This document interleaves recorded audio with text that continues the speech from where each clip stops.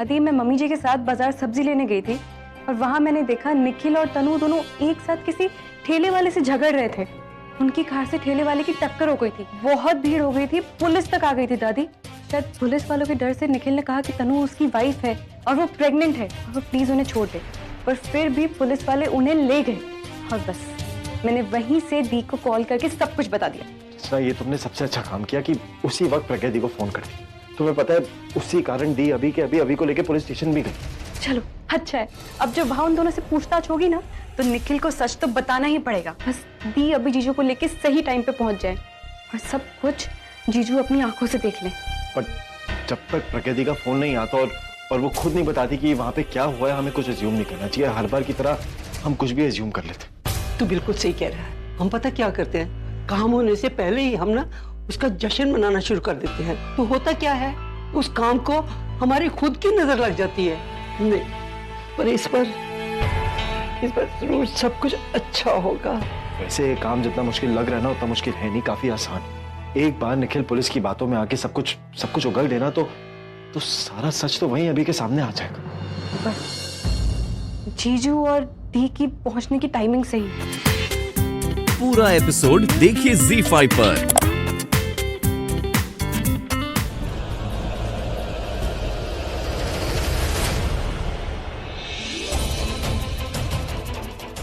एक मौका दीजिए सर प्लीज। ये पुलिस स्टेशन है, यहाँ हाथ जोड़ने से गिड़गिड़ाने से कोई फायदा नहीं है। जो भी बात कर रहे हैं सामने बैठ के बात करो। उस तरफ जाना। एक्सक्यूज मी, मुझे अपनी बहन आलिया के एक्सीडेंट का वो स्टेटमेंट लिखवाना था। अभी सर आप यहाँ क्या कर रहे हो? बगैर सगळे कौन आले? अभी तर ऑगस्टा इकडे पण माझा फॅन आहे। इंस्पेक्टर फैन नहीं चली। अरे सर मैं भी आपका बहुत बड़ा फैन हूँ, प्लीज एक ऑटोग्राफ दीजिए ना। सर मैं भी आपका बहुत बड़ा फैन हूँ, अगर आपके साथ एक फोटो मिल जाएगा ना तो इस साल मेरा पक्का प्रमोशन हो जाएगा। एक मिनट सर, एक फोटो मेरे साथ भी। क्यों नहीं? चलिए। देख रहे हो तुम लोग, जलती है मेरी पॉपुलैरिटी से। आप लोग एक काम करो, अपना यूनिफॉर्म और बाल सेट करके रखो, मैं अंदर के अपसेट होकर आता हूँ। ग्रुप फोटो खिंचाएंगे, ऑटोग्राफ भी देंगे। कहाँ ले जा रही हो? अरे ये तो सीनियर ऑफिसर का कैबिन है, स्टेटमेंट तो कोई जूनियर ऑफिसर लिखेगा ना। लेकिन आपके लिए फोन सीनियर ऑफिसर का आया था, आप सेलिब्रिटी है ना। चलिए। मेरा विश्वास कीजिए सर, प्लीज आप मेरे साथ जो करना है कीजिए, मेरी बीवी को प्लीज छोड़ दीजिए। एक रिक्वेस्ट है सर, प्लीज। निखिल तुम यहाँ।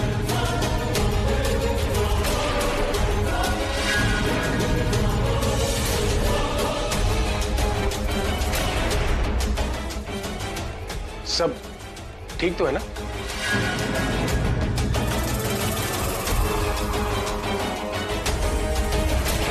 मिश्रा अभी आप इन्हें जानते हैं? यस सर, ये मेरे दोस्त है, मेरी पूरी फैमिली इन्हें जानती है। लेकिन प्रॉब्लम क्या हुआ है, ये यहाँ पर क्यों है? आपका ये फ्रेंड बहुत ही मुश्किल में है। इन्होंने बीच सड़क पर एक ठेले वाले को अपने कार से टक्कर मारी।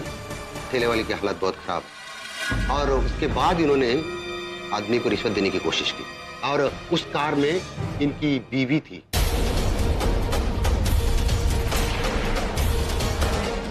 अब वो ये कह रहे हैं कि उनकी बीवी प्रेग्नेंट है और इस केस से भागने की कोशिश कर रहे हैं।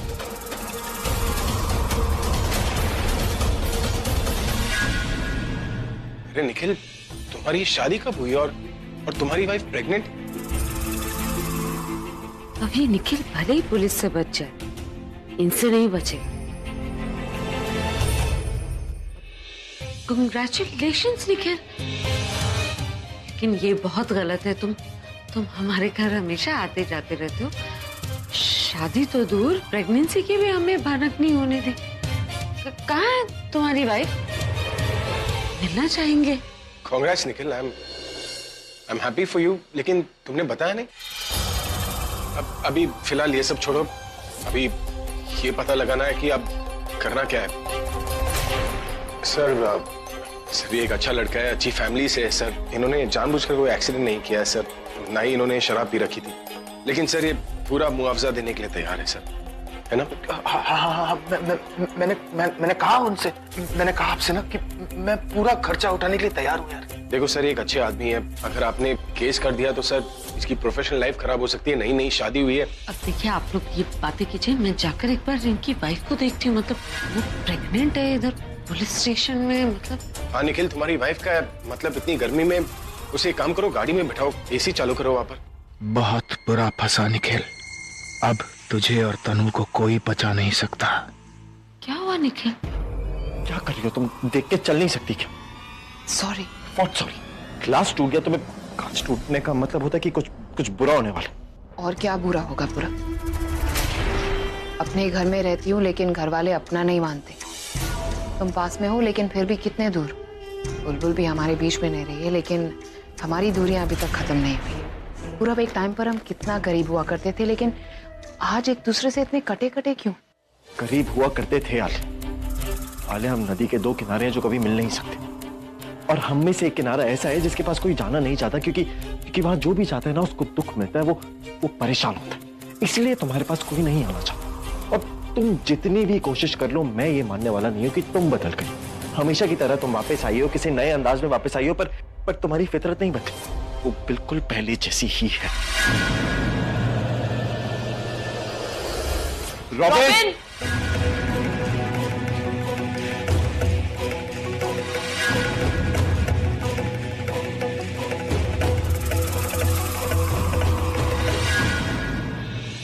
आई नो तनु तुम्हें घर पे क्यों लेकर आई है, पर आलिया तुम कितनी भी कोशिश कर लो, प्रज्ञा दी का कुछ नहीं बिगाड़ पाओगी। आई जस्ट होप कि वो आज ही तनु की असलियत सबके सामने ले आए और उसके साथ तुम भी इस घर से चली जाओ। क्या हुआ निखिल? आई थॉट कि तुमने अब तक सब सॉर्ट आउट कर दिया होगा। ये तुम्हारी बीवी नहीं हो सकती। अगर ये इसकी वाइफ नहीं होगी तो क्या मेरी वाइफ होगी?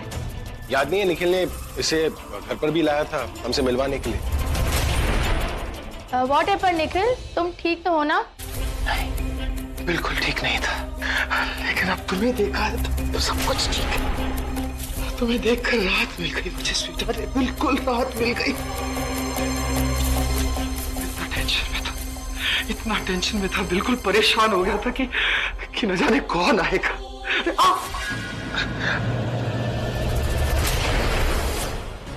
नाती, हाँ? जानती हो ये सब मैंने कितना मिस किया। सो टेंस स्वीट हो कि तुम्हारी तबीयत खराब है, तुम शायद ठीक से चल भी नहीं पा रही हो। I was so tensed. Thanks, Ravi. Remember my sweetheart? Shanali. और इन्हें कौन नहीं जानता, तुम्हें याद है ना? The ultimate rock star. और ये है प्रज्ञा अरोरा जी, और इन्हें भी इंट्रोडक्शन की जरूरत नहीं है। My wife Shanali. सबसे पहले तो कॉन्ग्रेचुलेशंस तुम्हारी शादी के लिए, और उससे भी बड़ा कॉन्ग्रेचुलेशंस इस होने वाले बच्चे के लिए। Thank you. तुम्हें देख के लग ही नहीं रहा है कि तुम प्रेग्नेंट हो। सो स्लिम एंड ट्रिम। करती क्या हो तुम? हाँ, एक्चुअली वो प्रेगनेंसी का 3rd मंथ है ना, तो इतना पता नहीं चलता है। ये कैसे हो सकता है? ये नहीं हो सकता। देखो आप लोग चिंता मत कीजिए, कुछ नहीं होगा, मैंने सब हैंडल कर लिया है। Hopefully everything should be fine. देखो ऐसे काम नहीं चलेगा, तुम्हें डिनर के लिए ना सोनाली को घर पे लाना पड़ेगा। कम से कम इसी बहाने पूरी फैमिली इससे मिल तो लेगी। Sure, buddy, absolutely. I owe you one. One second. हाँ, कौन है ये? कौन है मतलब? आपने शायद अच्छी तरह से सुना नहीं प्रज्ञा जी। ये मेरी सोलमेट, मेरी स्वीटहार्ट, मेरी वाइफ सोनाली है। ये तुम्हारी बीवी नहीं हो सकती। सीरियसली आलिया, तुमने फोन करके मेरी जान बचा ली, और ना अभी मेरे खिलाफ FIR दर्ज करवा था अगर उसे मेरे बारे में सच पता चल जाता तो। और वो प्रज्ञा तुम्हारी बेल भी नहीं होने देती। वैसे तुम्हें ये सब कुछ कैसे पता चला कि प्रज्ञा अभी को पुलिस स्टेशन लेके आ रही है? You know what, मेरे बाथरूम में पानी नहीं आ रहा था, इसलिए मैं गेस्ट बाथरूम यूज करने गई थी, और तब मैंने प्रज्ञा और पूरब को निखिल का नाम लेते हुए सुना, तो मैं रुक गई। और फिर जब मैं पास में गई और मैंने सुना, तो उस प्रज्ञा ने अपना फोन लाउड स्पीकर पे रखा था और उस रचना ने उसे कॉल किया था। अगर अब किसी तरह ना अभी जीजू को पुलिस स्टेशन ले आए ना, तो इन दोनों का खेल अभी खत्म हो जाएगा। और बस फिर क्या था? मैं अच्छे से जानती थी वो प्रज्ञा इस मौके को हाथ से जाने नहीं देगी। तुम्हें वहां पर जाकर जरूर पकड़ने वाली थी रंगे हाथों, वो भी भाई के सामने।